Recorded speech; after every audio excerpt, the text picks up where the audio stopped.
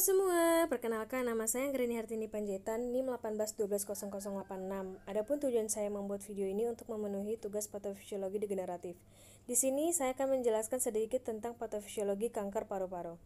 Nah teman-teman, apa itu kanker paru-paru? Kanker paru-paru adalah kondisi ketika sel ganas atau kanker terbentuk di paru-paru, di mana sel tumbuh secara tidak terkendali di dalam paru-paru.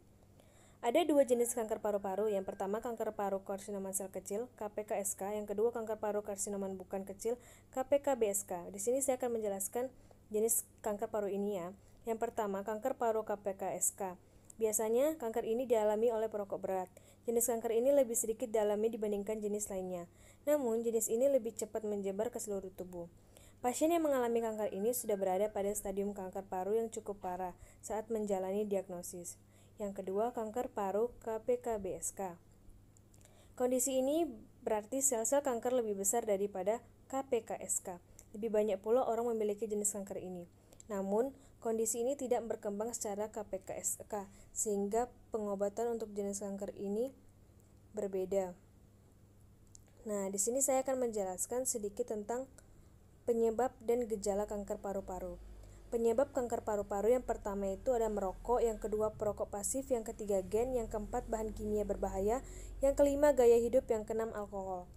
Adapun gejala dari kanker paru-paru yaitu batuk berkelanjutan dan bertambah parah hingga akhirnya mengalami batuk darah, mengalami kelelahan tanpa alasan, mengalami sesak napas dan rasa nyeri di dada, pembengkakan pada muka atau leher, sakit kepala, sakit pada tulang, biasa pada bahu, lengan atau tangan, berat tubuh menurun, kehilangan selera makan, suara menjadi serak, kesulitan menelan atau sakit saat menelan sesuatu, perubahan pada bentuk jari yaitu ujung jari menjadi cembung.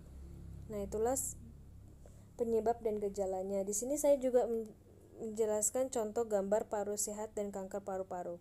Dapat dilihat ya teman-teman bentuk paru-paru sehat dan kanker paru-paru. Nah, di sini saya ada sedikit patofisiologi kanker paru-paru. Teman-teman bisa lihat ya, saya akan menjelaskan sedikit tentang patofisiologi kanker paru-paru. Dari etiologi yang menyerang percabangan segmen subbronkus menyebabkan silia hilang dan didiskriminasi sehingga terjadi pengendapan karsinogen. Dengan adanya pengendapan karsinogen maka menyebabkan metaplasia, hiperplasia, dan displasia. Bila lesi prefer yang disebabkan oleh metaplasia, hiperplasia, dan displasia menembus ruang pleura, biasa timbul efusi pleura dan bisa diikuti invasi langsung pada kosta dan korpus vertebrata.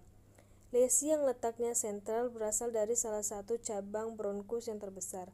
Lesi ini menyebabkan obstruksi dan ulserasi bronkus dengan diikuti dengan supurasi di bagian distal.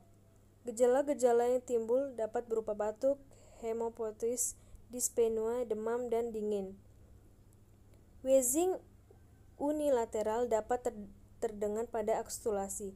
Pada stadium lanjut, penurunan berat badan biasanya menunjukkan adanya metastase, khususnya pada hati. Kanker paru dapat bermetase ke struktur-struktur terdekat seperti kelenjar, limfe, dinding esofagus, presidium, otak, tulang, dan rangka. Nah, itulah sedikit tentang penjelasan patofisiologi kanker paru-paru. Jika ada salah kata, mohon maaf. Sekian dan terima kasih.